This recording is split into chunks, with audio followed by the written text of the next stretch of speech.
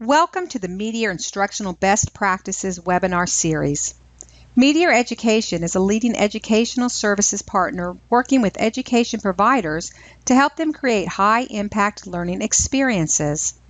As one of the largest providers of learning spaces, including furnishings and interior design services, Meteor's focus is the integration of best practices for teaching and learning to drive inquiry-based instruction, effective use of modern classrooms, and increase student achievement.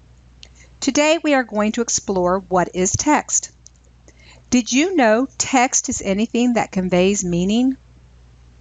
It is important that educators understand that text is more than the written word. However, it is equally important to know the text types and how each type serves a different purpose. Knowing this will in turn help educators create learning experiences for students that add up to success. And those learning experiences should include the Meteor's 5 design principles: authentic inquiry, inclusiveness, respectful collaboration, rigor, and ownership. These principles are aligned to the research from John Hattie's Visible Learning book. We know that John Hattie's research resulted in specific indicators for success, as noted here.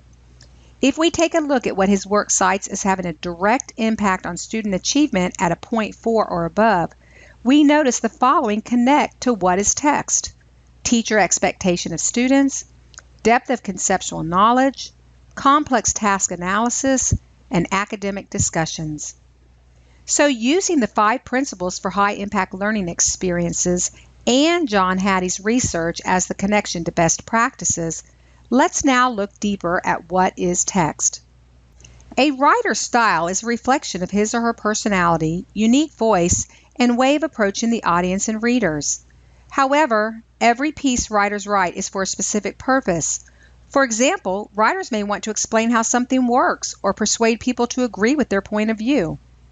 While there are as many writer styles as there are writers, there are only 4 general purposes that lead someone to write a piece, and these are known as the 4 styles or types of writing. Knowing all 4 different types and their usages is important for any writer. These categories include narratives, expository text, technical text, and persuasive text, which can be distinguished by examining what the author's intent and how the author goes about achieving the intended result. Knowing the features of each type of text will allow you to choose the format that best suits your work. Let's take a look at each one of them. Narratives are accounts of past events, either real or fictional. A narrative essay, which tells about real incidents, must have a clearly defined setting, characters, plot, and point of view. It must include an introduction, a climax, and a conclusion. The author's purpose in writing a narrative essay is to communicate an important lesson learned during the story, such as the importance of knowing how to swim when the author nearly drowned, and not just recount past events. Narratives can include novels, diaries, fables, historical fiction, plays, mysteries, poetry, and science fiction, just to name a few. Simply put, a narrative writing piece answers the question, what happened then? The second type of text is expository text. The purpose of an expository text is to give information about a specific topic.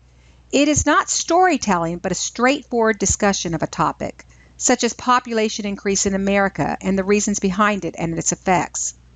According to Professor Arnitha F. Ball of Stanford University, the author of an expository text cannot assume that the reader has prior knowledge to the topic. Therefore, the writer must use plain language and an easy-to-follow structure. The information in an expository text can be verified as true, often has descriptions, uses compare and contrast, cause and effect, and problem and solutions. Expository text furnishes the reader with relevant facts and figures, but the author does not include their opinions. This is one of the most common types of writings you always see in textbooks, how-to articles, recipes, and news stories. And some other type of expository text include biographies and autobiographies, reports, charts and graphs, brochures, and newspapers and magazine articles. The third type of text is technical text. The author of a technical text also has the purpose of explaining a specific topic, but a technical text language and structure distinguishes it from other expository types. A technical text contains specific terminology to address the text issues and avoids humor and critical language. In addition, vague terms and figurative language have no place in a technical text, in which authors use few, if any, interrogative sentences. Those are sentences that are questions, and imperative sentences, sentences that are commands. Readers of technical text find that the sentences are often short and items are bulleted or numbered. Examples of technical text include classified ads, directions, recipes, and menus, just to name a few. And the fourth type of text is persuasive text. The author of a persuasive text tries to convince the audience of the validity of the author's opinion and tries to convince the reader to adopt a particular opinion or perform a certain action. This type of text can employ a number of different persuasive methods. These techniques include the use of rhetorical questions, repetition, emotive language, exaggerations, addressing the readers directly, and using facts as a means of backing up a point. The writer must mention the issue clearly and must express an opinion on it explicitly. A persuasive writing's main purpose is to convince. Unlike expository writing, persuasive writing contains the opinions and biases of the author. To convince others to agree with the author's point of view, persuasive writing contains justifications and reasons. Types of persuasive text include debates, advertisements, movie critiques, political campaign literature, letters to the editors, and speeches. So these are the four different types of writing that are generally used: narrative, expository, technical, and persuasive. There are many subtypes of writing that may fall in any of these categories. A writer must know all these styles in order to identify the purpose of his or her own writing and make sure it's something the audience wants to read. You may have noticed that some of the text examples did not include the written word. Text is anything that can be interpreted, and that includes charts, graphs, pictures, art, even a football playbook. As educators, we need to expose all of our students with all the different types of text. This will allow them to enrich their vocabulary and deepen their understanding of concepts being taught. So how do educators use text without words to have students go deeper with the content? Here's an example. This is a picture from the Hopi Indian tribe taken in Tuba, Arizona, that shows the different symbols found on some ruins in the desert. Remember, this is a text. To make best use of this type of text, you would want to pair it with something written on the subject, such as why archaeologists are busy in Arizona excavating the area where these ruins have been found. Now, some students might just glance at this picture if it is part of the text, or possibly not look at it at all. The key is that educators have to provide a process for students to think critically and deeply about this type of text. The art of interpreting various texts beyond the written word requires students to become proficient in what is known as visual thinking skills, VST. Let's take a look at this strategy in VST. Notice I have taken this piece of text and divided it into quadrants. Having students look at each quadrant to make observations, including noting symbols, objects, colors, and shades, all helps them to develop keen observation skills, which in turn leads to critical thinking skills. Students can move into assumptions, predictions, inferences, and generating student questions about this type of text, which all leads to higher level questions. Here is a tool that may help you to structure this type of thinking. This one is specific to photo analysis. We would give a child a picture and then we could ask them the specific question. Study the photograph for 2 minutes, form an overall impression of the photograph, and then examine individual items. Next, divide the photo into quadrants and study each section to see what new details become visible.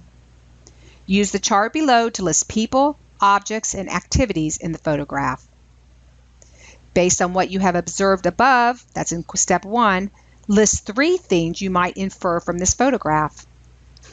And step 3 would be what questions you have. What questions does this photograph raise in your mind? Where could you find answers to them?